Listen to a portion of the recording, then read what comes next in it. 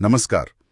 आज हम बात कर रहे हैं अशाब्दिक संचार की। हाँ, मतलब वो सारी बातें जो हम बिना बोले ही कह जाते हैं। बिल्कुल, हमारी बॉडी लैंग्वेज, चेहरे के भाव, इशारे। यहाँ तक कि आवाज का उतार चढ़ाव भी, सब कुछ। हाँ, तो हमें कुछ दिलचस्प स्रोत मिले हैं इस पर। हाँ। और आज हम इनमें से खास बातें निकालने वाले हैं, समझने के लिए कि ये हमारी बातचीत पर कैसे असर डालता है, क्यों डालता है। सही।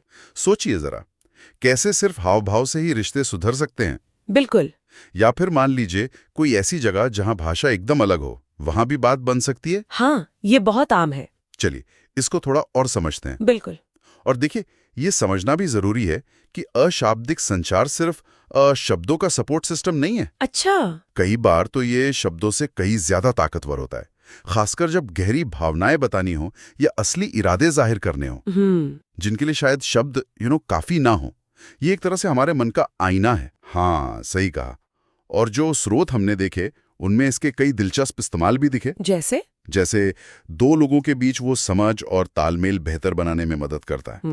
वो रैपो बिल्डिंग जिसे कहते हैं। बिल्कुल। सोचिए, किसी मीटिंग में बस सिर हिलाकर सहमति देना या एक छोटी सी मुस्कान, छोटी चीजें पर असर बड़ा होता है। हाँ। और एक बहुत महत्वपूर्ण बात जो सामने आती है वो है विश्वास बनाने में इसका रोल। विश्वास कैसे?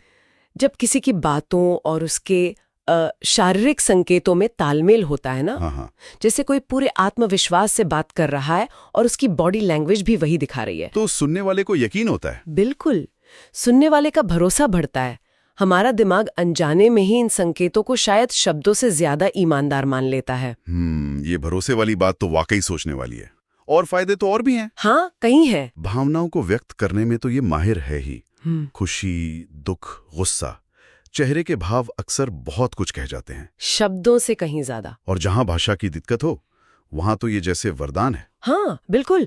कल्पना कीजिए, दो अलग भाषा बोलने वाले लोग हैं। वो सिर्फ इशारों और भावों से एक दूसरे की मदद कर पा रहे हैं। ये होता है बिल्कुल। और अगर हम इसे थोड़ा और बड़े पैमाने पर देखें तो इसकी एफिशिएंसी, मतलब कुशलता, कमाल की है। एफिशिएंसी कैसे? देखिए, कई बार एक खास नजर या हाथ का एक इशारा पूरी बात कह देता है। अच्छा, हाँ, जिसके लिए शायद कई वाक्य बोलने पड़ते। बिल्कुल। इससे ना सिर्फ समय बचता है, बल्कि समझने वाले पर क्या कहते हैं, दिमागी बोझ भी कम पड़ता है, जानकारी जल्दी पहुंचती है। हाँ, ये फायदे तो साफ दिख रहे हैं। पर क्या ये हमेशा इतना सीधा होता है? मतलब क्या इसके कुछ नुकसान भी हैं? बिल्कुल है। और यही इसकी सबसे बड़ी चुनौती भी है मेरे ख्याल से। वो क्या? कि इन अशाब्दिक संकेतों की व्याख्या वो बहुत हद तक व्यक्तिगत हो सकती है। सब्जेक्टिव मतलब एक ही इशारा या चेहरे के भाव का मतलब अलग अलग लोग अलग निकाल सकते हैं। पर खासकर अलग अलग संस्कृतियों में तो बिल्कुल ही अलग हो सकता है। हाँ, ये तो है। एक जगह जो इशारा ठीक है, दूसरी जगह शायद बुरा माना जाए। बिल्कुल। एक संस्कृति में जो दोस्ताना इशारा है वो दूसरी में अपमानजनक हो सकता है। तो इसका मतलब ये हुआ कि सिर्फ इन अशाब्दिक संकेतों पर टिके रहना खतरनाक भी हो सकता है। हाँ, हो सकता है। अगर शब्द कुछ और कह रहे हो और संकेत कुछ और, तो कंफ्यूजन तो हो गई। निश्चित रूप से सांस्कृतिक भिन्नता तो है ही, पर एक ही संस्कृति में भी संदर्भ, मतलब कॉन्टेक्स्ट, बहुत मायने रखता है। सही। बिना शब्दों के सहारे के ये संकेत कई बार अस्पष्ट रह जाते हैं, खासकर जब बात किसी पेचीदा या संवेदनशील मुद्दे की हो।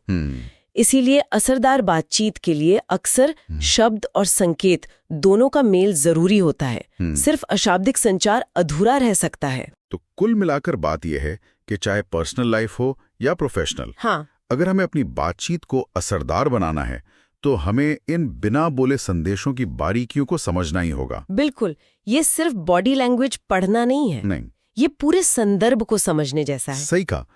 तो सार ये निकलता है कि अशाब्दिक संचार एक बहुत ताकतवर टूल है, समझ बना सकता है, रिश्ते बना सकता है। हाँ। लेकिन इसे सावधानी से इस्तेमाल करने और समझने की जरूरत है, क्योंकि गलतफहमी की गुंजाइश हमेशा रहती है। हमेशा। और ये हमें याद दिलाता है कि अच्छा कम्युनिकेटर बनने के लिए सिर्फ ये सुनना काफी नहीं कि क्या कहा जा रहा है, बल्कि ये देखना और महसूस करना भी जरूरी है कि कैसे कहा जा रहा है। वाह। अपने और दूसरों के अशाब्दिक संकेतों पर ध्यान देना और हमेशा सांस्कृतिक संदर्भ को ध्यान में रखना बहुत जरूरी है। बिल्कुल। और जाते जाते एक सवाल सबके सोचने के लिए छोड़ जाते हैं। हाँ। जब किसी व्यक्ति के शब्दों और उसके अशाब्दिक संकेतों में टकराव हो, मतलब वो कह कुछ रहा है पर उसका शरीर कुछ और बता रहा है। हाँ, ये होता है अक्सर। तो आमतौर पे लोग किस पर ज्यादा यकीन करते हैं, शब्दों पर या संकेतों पर? इस पे सोचिएगा।